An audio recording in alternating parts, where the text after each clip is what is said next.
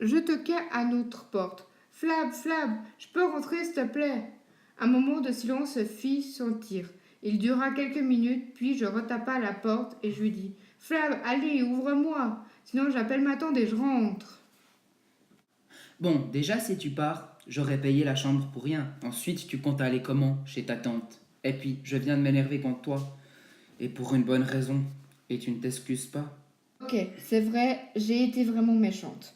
Mais ce n'est pas en boudon que tu vas arranger les choses. Et puis, il y a intérêt à s'entendre. La chambre est louée pour 5 jours. C'est vrai que je peux parfois être lourd, mais lorsque je t'ai vu, je sais pas pourquoi. Mais j'avais absolument envie de te connaître. Tu m'as tout de suite plu. Attends, tu veux dire que tu ne fais pas comme ça avec tout le monde? Ah bon? Je rougis de flatterie. Je me sentais toute bizarre, mais si bien. En fait, voilà. Mes parents sont riches et ils voulaient que je me marie avec une fille de famille noble. Mais moi, elle ne me plaisait pas. Alors je me suis rebellé. J'ai mis le feu à la baraque. Je me suis cassé. Depuis, plus de nouvelles de mon père et ma mère. De toute façon, les Ferrari et les courses de chevaux, le golf, tous ces trucs de riches, c'est plus important que de savoir son fils heureux. Ah merde, je vois bien. Moi, j'ai pas vraiment de famille. J'ai bien un semblant de frère que je vois tous les 3 ans. Et cette tante qui m'a éduquée lorsque mes parents se sont divorcés. Ma mère est morte d'un cancer du larynx. Elle fumait 6 paquets de cigarettes par jour. Mon père est alcoolique et a confondu sa bouteille d'essence avec la bouteille de whisky. Il avait froid, il s'est approché de la cheminée et puis je t'épargne les détails. Tu n'as vraiment pas eu une vie facile. Moi, c'est vrai que j'avais le luxe, mais qu'est-ce que le luxe lorsque tu ne peux pas être ce que tu veux être? Vraiment, mes parents voulaient que je devienne médecin. Mais moi, la médecine, ça ne m'intéresse pas. Ce que j'aime, c'est rencontrer des nouveaux gens, des nouvelles cultures, des nouvelles langues, voir de nouveaux paysages. Et ah oui, aussi, j'adore aussi les animaux. Goûter les plats locaux. J'adore voyager, avoir de nouvelles images dans les yeux, avoir du rêve plein les yeux, et des larmes de joie et d'émerveillement, comme un enfant de 5 ans devant un film d'animation. Décidément, t'es une personne étonnante. Allez, je vais me coucher. Le lendemain, au réveil, je sentis quelqu'un qui m'enlaçait. Je dormais profondément lorsque j'entendis une voix. Hé, tu m'enlaces, pas vrai?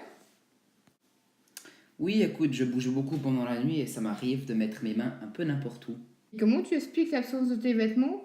C'est peut-être le marchand de sable qui a flashé sur toi? J'ai chaud la nuit, voilà tout.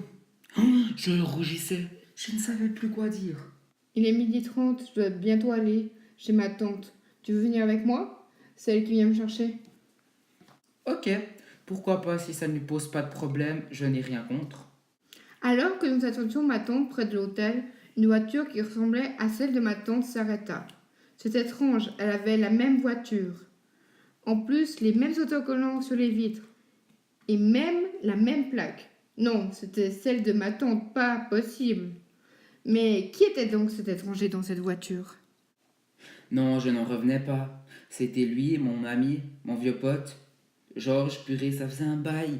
Il sortit de la voiture, il me salua brièvement. Si brièvement que je le trouvais froid. Il avait l'air limite de s'en foutre, mais limite dire que c'était mon ami d'enfance. Quel faux cul celui-là. Puis il s'adressa à celle que je chérissais, déjà plus qu'une amie, sans lui avouer. Écoute, Liana, je sais que tu ne me connais pas, mais moi je te connais. Je sais que ça va te faire bizarre. Mais je suis ton cousin, et malheureusement, tante Catherine ne pourra pas venir. On lui a diagnostiqué un Alzheimer précoce. Pour l'instant, elle doit attendre que nous lui trouvions un home pour personnes âgées. Je sais, c'est dramatique, même pour nous. Mais il y a des nouveaux médicaments, et comme je suis chercheur, j'en ai un à lui proposer. Salaud, salaud, je ne sais pas qui tu es et tu me parles de traitement. Personne n'était là pour moi, à part elle. Et tu débarques comme ça, salopard.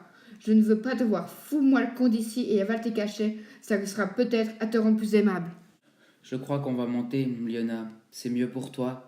On rentrera dans la chambre. Elle me prit dans les bras et me murmura un petit, Toi, au moins, tu me comprends. ce à quoi je lui répondis. Liana, J'avais qu'une envie, c'était de l'embrasser. C'est ce que je fis. Tais-toi et viens ici, chérie. La suite, vous la saurez bientôt. Mais avant ça, patience.